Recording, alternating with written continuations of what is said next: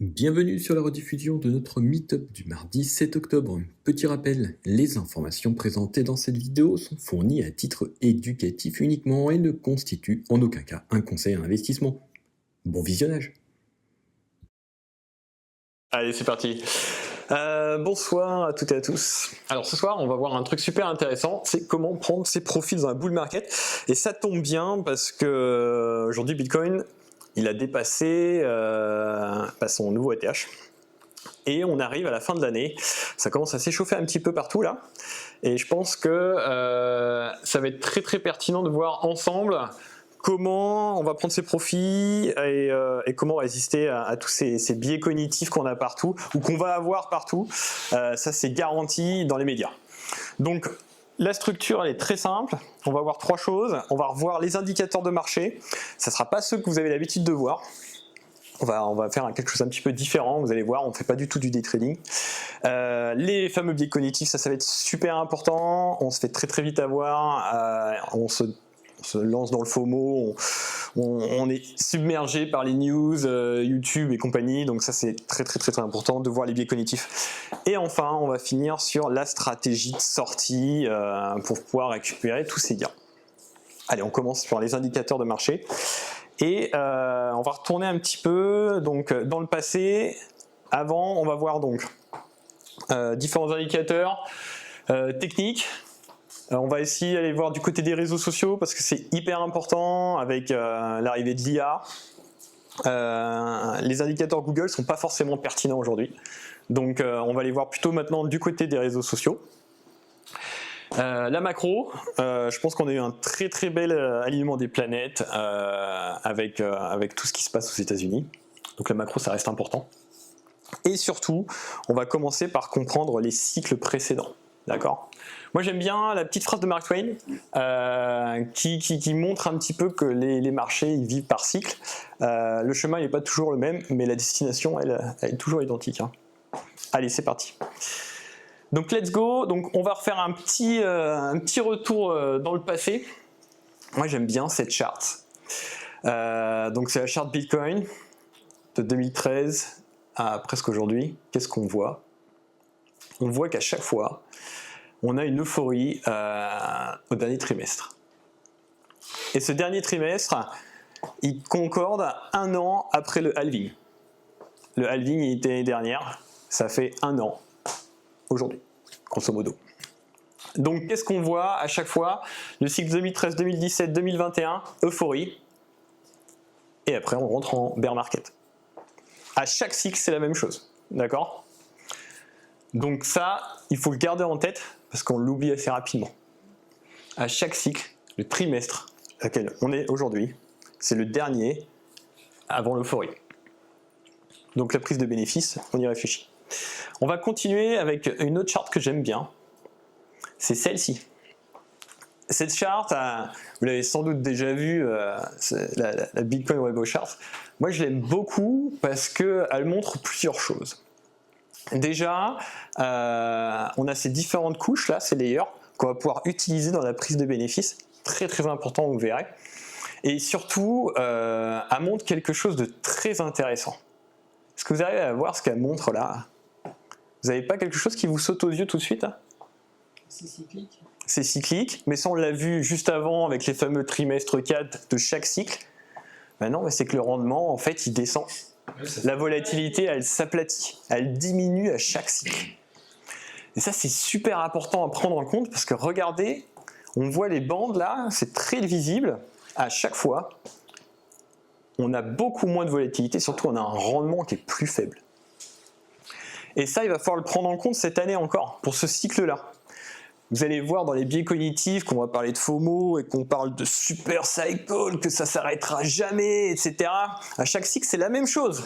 On se fait avoir, on est trop brainwash. Non seulement c'est faux, chaque cycle ça s'arrête, mais en plus de ça, on a beaucoup moins de volatilité et on a un rendement en baisse.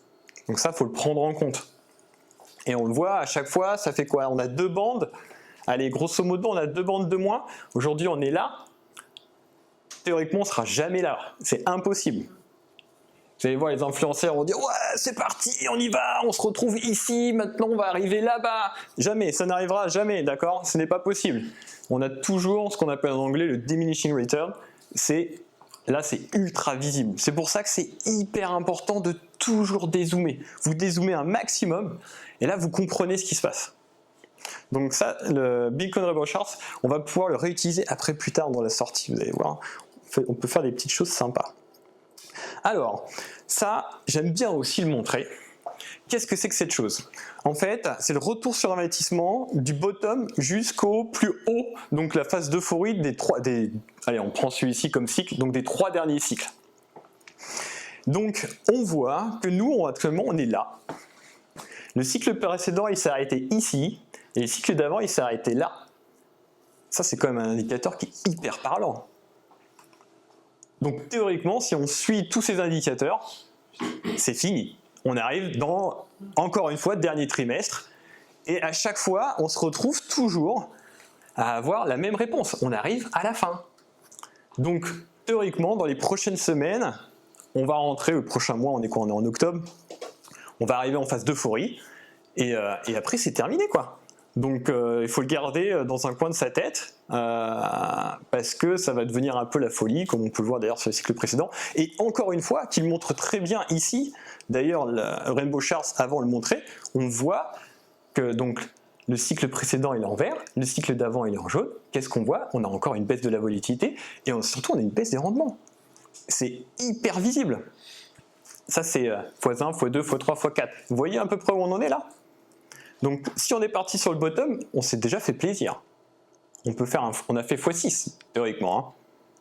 Donc on est plutôt pas mal. Mais si on dit qu'on va faire x10, x20, moi j'y crois pas. Les charts montrent le contraire. D'accord? On a toujours une baisse de rendement. Il faut vraiment le prendre en compte. Ça, c'est super important. Mais c'est normal, parce qu'aujourd'hui vous avez un Bitcoin qui est hyper institutionnalisé. Enfin, je veux dire, il y a tous les ETF aux États-Unis, et puis les gens connaissent maintenant ce que c'est Bitcoin. Si vous regardez par exemple un indicateur qu'on utilisait avant comme les recherches sur Google, on avait des charts qui montaient dès que c'était le FOMO, l'euphorie, on avait Bitcoin qui se trouvait en haut des charts Google. Aujourd'hui on le regarde, c'est pas du tout le même décor, parce que ça devient mainstream. D'accord? Donc ça va être à prendre en compte. On ne va pas regarder les mêmes choses, on va plutôt se focaliser là-dessus, et puis on va se focaliser sur autre chose aussi qui est intéressant. Je vais vous montrer ça. Hop là, juste après. On va se focaliser sur les abonnés, par exemple YouTube ou les subreddits crypto. On voit super bien là, la différence, c'est incroyable. Alors que si vous sortez la charte Google, vous n'avez pas du tout ça. C'est pas plat, mais c'est vallonné, on va dire. Alors que là, c'est ultra intéressant parce qu'on voit tout de suite les pics. Et là, on a les tweets en dessous. Bitcoin et Ether. Donc, ça, c'est quelque chose qu'il faut prendre plus en compte. Moi, je pense que c'est plus pertinent aujourd'hui que de se baser sur, par exemple, les retours qu'on a sur Google, qu'on utilisait beaucoup auparavant. Comme je disais, à l'ère de l'IA aujourd'hui, on ne fait pas forcément beaucoup de recherches Google, on va ouvrir son ChatGPT directement et puis on va lui poser les questions. Et ChatGPT, il faut savoir, une étude récente, qu'est-ce qui sort en premier? C'est Reddit. Reddit, c'est une base de données monstrueuse pour ChatGPT. Donc c'est bien plus que les résultats web classiques. Donc les subreddits, ça va être très important aujourd'hui de les suivre.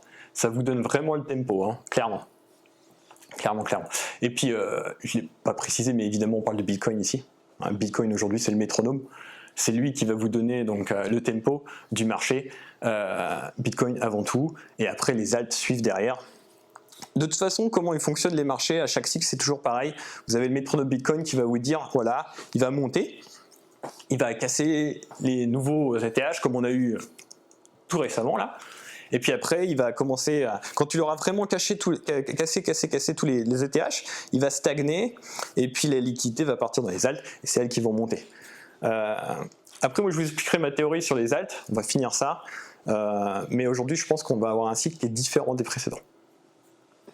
Alors, donc là, on est parti sur les indicateurs de marché, on va continuer un petit peu, on refait donc un petit topo. Donc à chaque cycle, on a quoi? On a une euphorie, donc on appelle le blow off top. Boum. On a une courbe qui est comme ça. Et puis après, ça s'arrête vraiment quasiment net. Hein. Les bull market, ils s'essoufflent toujours au cours du dernier trimestre. Donc trimestre 4, 1 an après le halving. On l'a vu à chaque cycle, c'est toujours pareil. Je suis persuadé que ce sera pareil ce cycle-là. Et enfin, et ça on en parle franchement pas assez je trouve, à chaque cycle, vous avez une diminution du rendement. Si on entend dire des gens, non mais au cycle dernier, on est parti de 20K à 60K, donc du coup, on finit à 600K alors ce cycle-là. Bah non, c'est pas possible. Non, il faut prendre en compte le diminishing return, c'est obligatoire de le prendre en compte. Aujourd'hui, on n'aura pas du tout, déjà on a fait un x6 qui est énorme, si on prend le retour sur investissement du plus bas comme on a vu précédent. Donc c'est vraiment pas mal. Donc pensez à prendre ça, si on vous dit 250K c'est jouable, mon opinion en regardant ça, c'est pas possible, d'accord?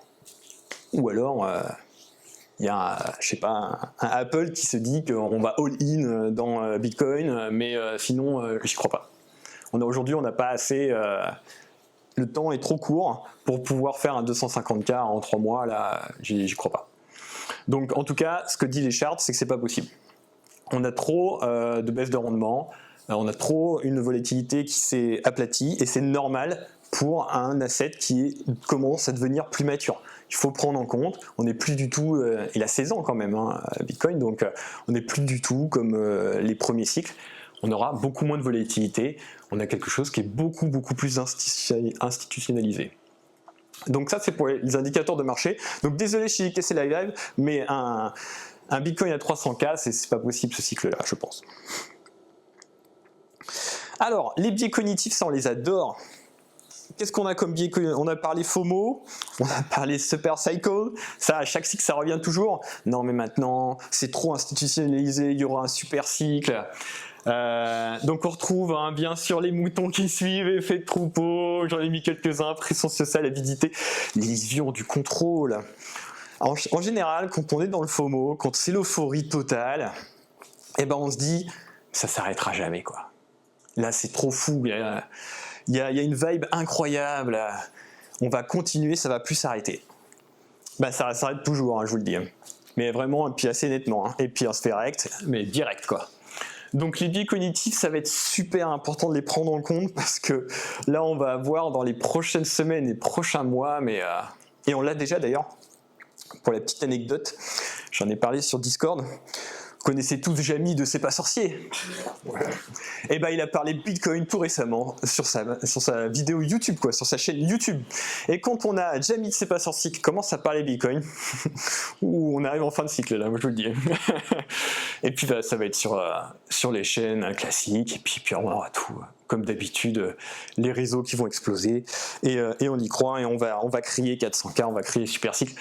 Ne vous laissez pas avoir par les biais cognitifs, on se fait très facilement avoir. Donc ça c'est hyper important. L'émotion est votre ennemi, oubliez toutes vos émotions, restez neutre. De toute façon Bitcoin c'est neutre, donc soyez neutre aussi. Voilà, repensez à tout ce qu'on a dit sur les cycles précédents, sur les baisses de rendement, sur les baisses de volatilité. Voilà, il faut prendre du recul, prenez du recul, c'est le plus important. On n'est pas sur du day trading. Le Bitcoin, ce qui est bien, c'est que c'est un actif. On peut vraiment se faire plaisir sans être trader, quoi. Vous n'avez pas besoin d'être trader pour faire x6. Et vous allez voir, on va le montrer juste après. Alors, on continue un petit peu. Donc les biais cognitifs, on n'en revient jamais assez, mais c'est tellement important. Attention. Donc, quand on va arriver dans la phase d'euphorie, moi, c'est marrant à dire parce que on le dit, mais on le fait jamais. Mais il faut vraiment limiter son temps passé sur X, il faut passer son temps sur YouTube ou Reddit. Alors surtout X et Reddit, ça va être terrible dans les prochaines semaines. Ça va être un peu fou, comme ça l'est à chaque cycle. Si vous avez fait des profits qui sont conséquents, vous vous sentez à l'aise avec ce que vous avez, n'hésitez pas à prendre des profits. En général, on est là, on est en x4, on se dit « Ah non, mais là, on va faire x6, c'est sûr !» Non, mais prenez des profits, quoi. Enfin, je veux dire, vous avez fait quoi, x4, x5, faites-vous plaisir. Après, vous allez vous faire rec, ça va tomber d'un coup, vous allez tout perdre et vous êtes reparti pour un prochain cycle, quoi. Et puis, bien sûr, l'éducation, je pense que j'aurais pu le mettre en numéro 1 parce que c'est vraiment le plus important, quoi.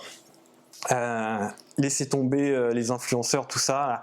Éduquez-vous, regardez ce qui s'est passé dans les cycles précédents, c'est ce qu'il faut étudier. Il ne faut pas étudier le type qui te dit on est en super cycle. Non, lui il est là pour les viewers, on s'en fout. Enfin, je veux dire, laissez tomber tout ça, quoi. Oubliez, il n'y aura pas de super cycle, ça n'existe pas. Donc les biais cognitifs, pensez-y, lâchez un peu votre téléphone et vous en porterez mieux. Alors, on va rentrer dans le dur là. Donc comment on va définir une stratégie de sortie? On va utiliser un petit peu tout ce qu'on a vu là pour planifier des stratégies de sortie. Ça c'est hyper important, hein. On le rabâche à chaque fois, mais essayez pas de viser le top, ça marche pas. Ça ne fonctionne pas, c'est pas possible. Alors il y en a qui ont été chanceux, hein. Ils vont dire mais moi j'ai eu le top. Oui, il a été chanceux, mais c'est un petit pourcentage. Il faut pas essayer de viser le top, ça marche pas. Déjà, imprégnez-vous de tout ce qu'on a vu là, et ça va vous permettre de prendre vos bénéfices au fur et à mesure. Moi, ce que je conseille de faire, c'est aussi d'automatiser, comme je le mets ici. Si vous êtes sur un exchange, vous pouvez automatiser très facilement ces choses-là, en mettant des ordres, etc. Donc n'hésitez pas à le faire, c'est super important. Et moi, ce que je vais vous montrer là, ça va pas être une stratégie sur exchange, parce que je pense que c'est important aussi d'être propriétaire de ces bitcoins ou de ces cryptos. Vous pouvez mettre des stratégies sans avoir à automatiser. Vous pouvez tout faire sur des plateformes décentralisées.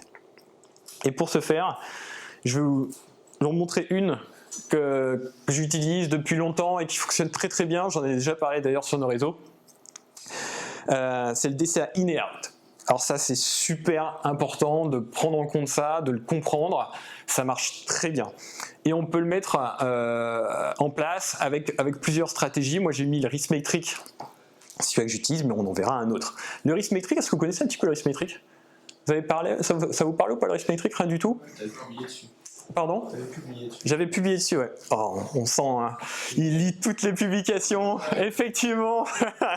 Ça fait du bien. Donc ouais, le Riskmetric, c'est une métrique qui a été mise en place par un économiste qui s'appelle Benjamin Cohen, c'est un économiste américain. C'est une métrique qui est très intéressante. On va rentrer un petit peu plus en détail. Elle est divisée donc en 3 zones grosso modo. Donc on voit les couleurs ici. En gros, les 3 zones de lecture. Si sur le Riskmetric on est entre 0 et 0.3, c'est une zone d'achat. Le jaune on est neutre, et entre 0,7 et 1, on est en euphorie vente. Ça va vous permettre de mettre en place du coup votre DCA in et votre DCA out. Qu'est-ce que ça veut dire? DCA in, je suis en zone d'achat. En euphorie, je suis en DCA out. D'accord? Tout simplement. Donc je peux mettre par exemple en place, quand je rentre en euphorie, je suis en DCA out, j'enlève 20% à chaque fois. Et quand je suis en zone d'achat, ce qu'on peut faire en DCA in, on peut dire bon est-ce que je rentre tout parce que on est entre 0 et 0,3, je peux faire une valise, ou alors je peux y aller plus tranquille, plus serein, et puis je dis bon je mets 30, je mets 50, je mets 60% au fur et à mesure. Ça c'est des choses que vous et vous seuls pouvez déduire parce que vous êtes plus à l'aise avec votre argent.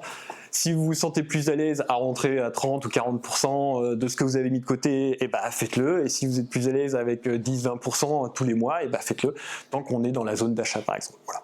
Ça dépendra des gens. Moi, ce que j'aime bien, c'est mettre une grosse valise quand ça tombe. Dans les plus bas, on les sent. En général, quand on regarde le Riskmetric, on le voit bien et c'est payant.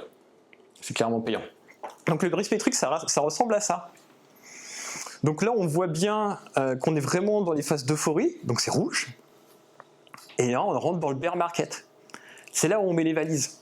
Hein, vous voyez, je parlais de valises. Ça paye toujours. Hein. Vous voyez comme ça marche bien? À chaque fois, on est vraiment pas mal. Donc ça peut être une stratégie de DCA in, DCA out avec le Riskmetric. D'accord? On va en voir un autre après qui est disponible. Mais celui-ci, il n'y a pas besoin de faire du day trading. J'achète par là, je vends par là, je ne suis pas obligé de viser le top, qu'on peut le voir ici, et déjà j'ai fait x5, x6 tranquille. Donc franchement, pas de stress. Pas de stress, et on est en 2025, Voilà, nous on est à peu près là. C'était il y a 2 mois ça. Ça commence à prendre des couleurs. Donc on va certainement voir un blow off top qu'on a vu ici dans les prochaines semaines, prochains mois. Donc à surveiller, voilà, risque métrique. Il n'y a pas besoin d'être sur son téléphone tous les jours.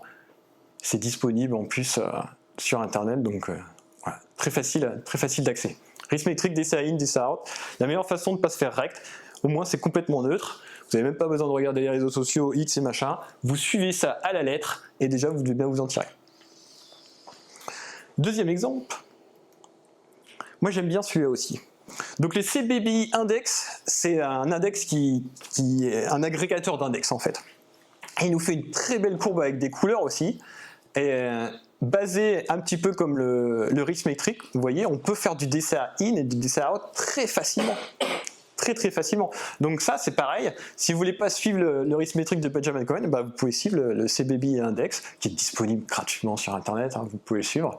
Et pareil, système de couleurs, donc là on est sur du vert, on achète, on vend, voilà. On est sur un pourcentage, donc en général là on est dans les 70-80%. Donc quand on est dans les 70-80%, bah, on peut peut-être se dire, hein, ça dépend des affinités de chacun encore une fois, bah, est-ce que je la joue plutôt safe, donc est-ce que je prends un petit peu de profit, ou est-ce que je suis un petit peu plus joueur et j'attends de viser les 80-90%. Ça, pareil, c'est la discrétion de chacun. Mettez en place votre plan de sortie, mais ce que je vous conseille, c'est de ne pas attendre de viser les 90%. Faites votre DCA out au fur et à mesure. Voilà, et comme ça, vous serez tranquille. Et là, vous n'avez pas besoin de faire du day trading. On est vraiment... enfin, je veux dire, il n'y a plus de stress, quoi. Et ça vous permet de faire des très beaux gains. Hein. Très beaux gains. Voilà, donc là, c'est pour moi la meilleure stratégie pour sortir et rentrer, sans avoir à faire du levier, sans avoir à garder des charges tous les jours. En fait, c'est aussi simple que ça. Pour Bitcoin, en tout cas. Merci beaucoup d'avoir regardé cette rediffusion. Si le contenu vous a plu, n'hésitez pas à vous abonner à la chaîne et à activer la cloche pour ne rien manquer des prochains meet-up. À très bientôt.